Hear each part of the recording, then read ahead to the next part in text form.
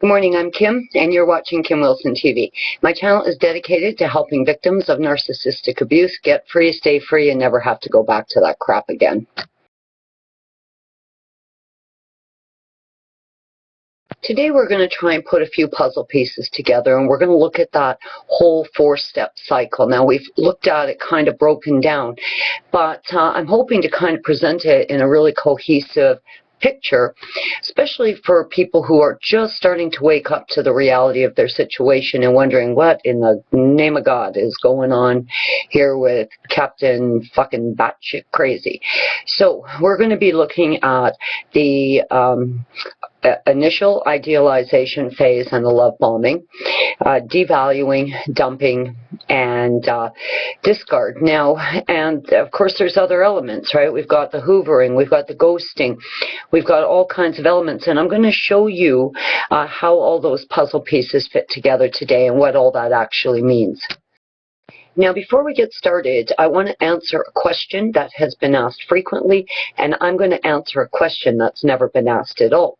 Many people have asked, what created the narcissist, or your borderline personality disordered thing you're living with or dating?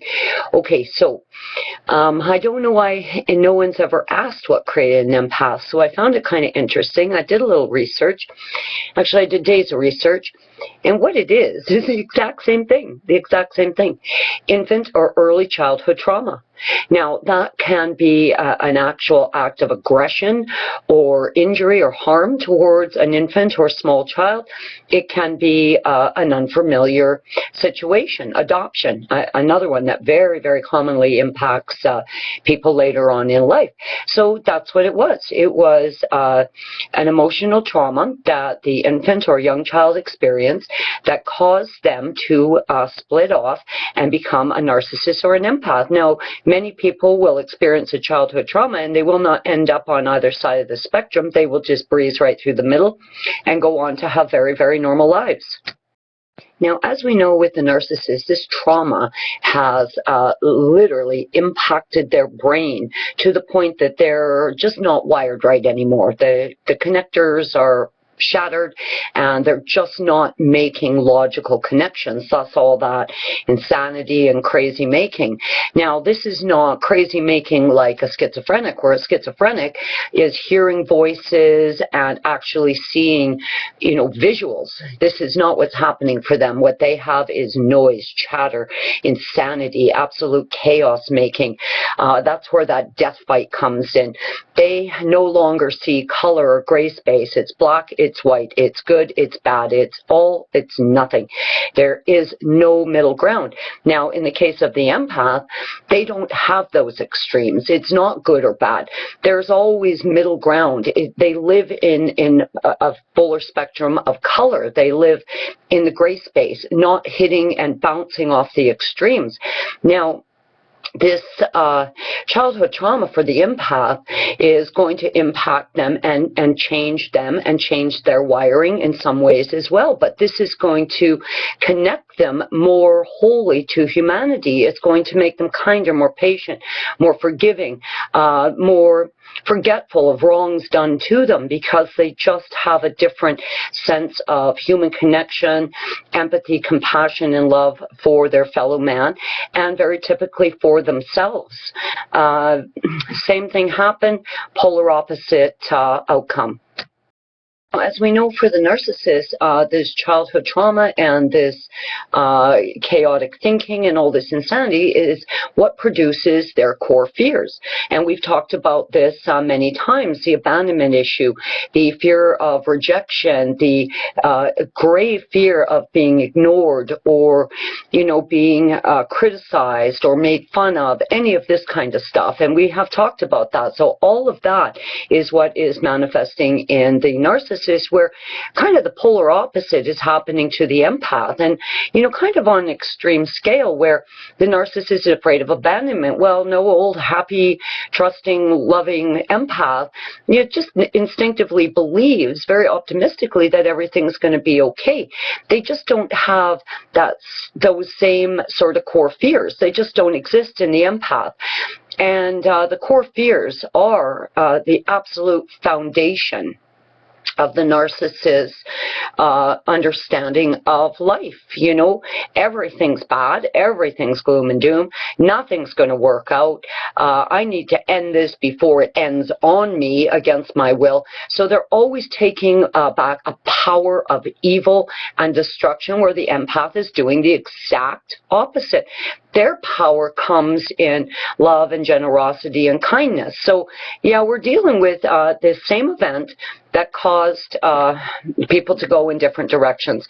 So, one word I really hate is codependent. The fact that, you had a childhood trauma and you became very kind as a result of it, labeling you as gravely ill and codependent, you'll notice I never use a word like that. I absolutely hate that fucking word.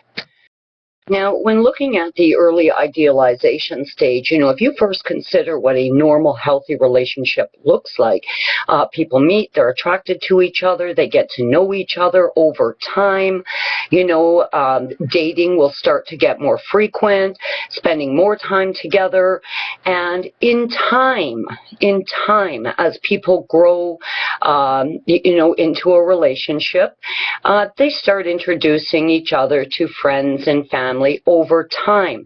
This doesn't work this way with the narcissist. The narcissist is so soul hungry, like crazed drug fiends. They just need it, and move very, very quickly into this, exaggerated, crazy making love bombing and idealization, where you go from 0 to wham, absolutely connected at the hip.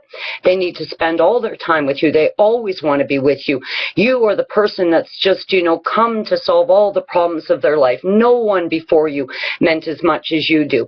And remember how crazy and nuts the partner before you was, and how you fill the shoes that they could never fill. This is absolute insanity. And yes, we saw the red flags. 1 or 2 dates, you're being introduced to mom like you're just the person of their dreams, and as an empath, you want to believe in that magic of love and love at first sight and all of that. But come on, I saw the red flags. I know many of you saw the red flags. There was something gravely unnatural about that initial idealization and love bombing phase. Now, admittedly, there was something very radioactive, chemically induced, toxic about the initial love bombing. Now, Trevor was like on this rapid fire, I love you, I love you, I love you thing. He was just glommed on all the time. Definitely there was something extremely unnatural about this, and I definitely saw it. But admittedly, I've been alone for a very long time, and I definitely got caught up and sucked down the rabbit hole by this illusion of true love and finding your soulmate and all this kind of stuff. Definitely, I saw the red flags and got sucked right down the rabbit hole nonetheless. Once the narcissist starts going with this idealization, it's almost like they're drowning you in love, and they can't let you up for air. They just keep going and going and pushing your head in this bucket of love, right? So you just can't come up for air. You're in this constant state of idealization. Now, we'd only gone out a couple of times when all of a sudden now I'm being taken for dinner to mom and dad's house. Now, when I arrive, I'm not new to mom and dad. I'm not a surprise to mom and dad. Hell no. Oh, so you're from Toronto, you've got 5 kids, your dog's name is Scout. Holy Christ. He had been telling them everything about me. And then, of course, during dinner, oh, Kim's so wonderful at this, Kim's so great at that. And we're all sitting around, the 4 of us, in this Kim awe fest, in the wonder of Kim. It definitely was peculiar to me. And I'm thinking, what the fuck is going on here? I don't think I'd even mentioned his name to my family, but these people just are welcoming me with open arms like I'm the new daughter-in-law. Now, in addition to love bombing the fuck out of you, they've also, in many, many cases, well, in all cases, have presented themselves as a victim. Now, Trevor's victimization came, of course, from his adoption. So, very quickly, he's going from I love you, I love you, I love you, just, rapid fire all the fucking time, to now needing to hear it back.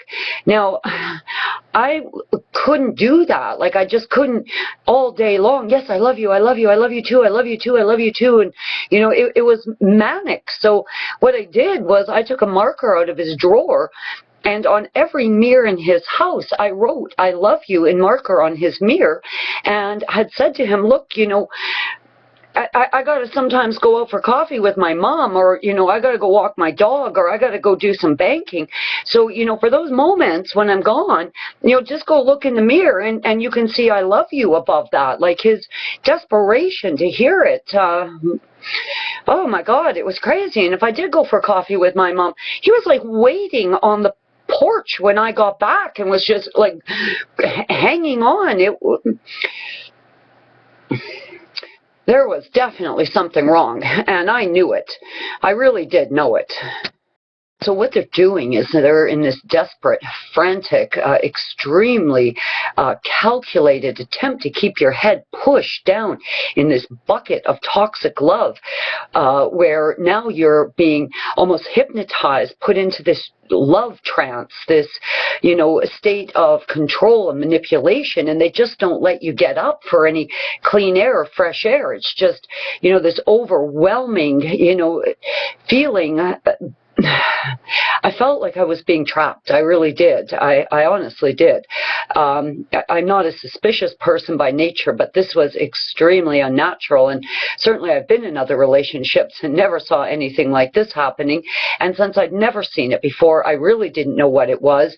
I just thought he was crazy in love with me. I really didn't know. And I guess wanting to believe in true love and that idea of love at first sight, and, two souls can come together and poof, sparks can fly. Like, I guess I was swept up in that, but it was ultimately the beginning of the end for me and for many of us. Now, as you're in this manic whirlwind love affair, this, very fast-moving romantic spin-out, the narcissist is not doing anything by accident. Everything is a direct reflection of their lack of moral compass, their very intentional malice of thought. They are in a very calculated, very precise way trying to absolutely trap you. That's why victims of narcissistic abuse very quickly move in with them, start spending, extraordinary amounts of time with them.